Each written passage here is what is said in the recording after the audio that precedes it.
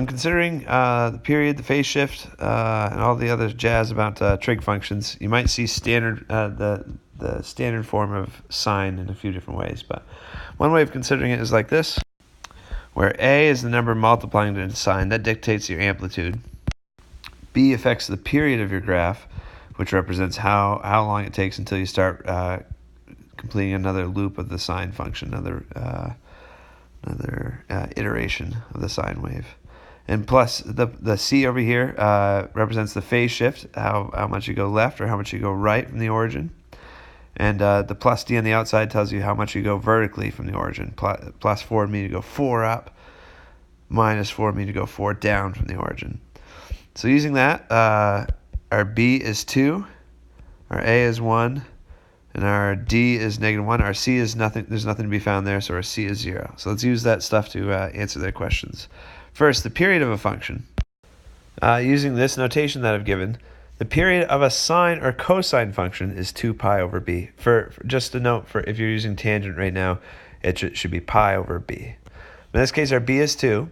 So if we plug that into our period function, 2 pi over 2 gives us a period of 2 in our case. For our problem, the period is 2. It starts repeating itself after 2 units.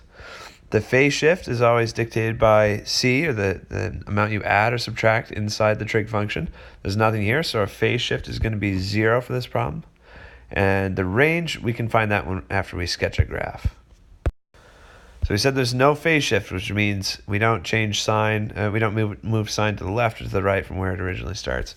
But there is a vertical shift. Subtracting 1 means that sine doesn't start at the origin and then go up and down and up and down. Instead, it goes down one space and then goes up and down and up and down. We can do the reverse over here. Okay, and that's all because of that -1. It shifted us down one space. And notice how I stop my peak rate at 0, because the amplitude of this function is dictated by A, the number in front of sine, and that's 1. So that means I can go 1 up from my starting point, and I can go 1 down from my starting point. So this is a rough sketch of the graph, and a period occurs when you start repeating yourself.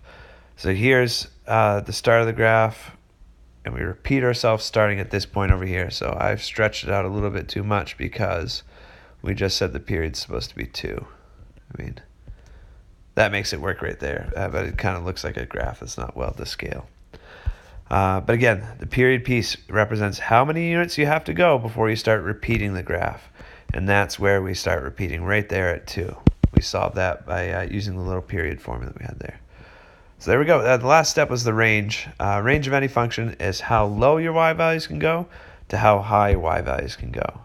We can go as low as -2 inclusive. We can go as high as 0 inclusive. That's the range. Because I just looked at what the lowest y value can have. This is -1. Since our amplitude was 1, that means we could go down to -2. We could go up to 0, -2, up to 0. So our total range of y values is -2 to 0.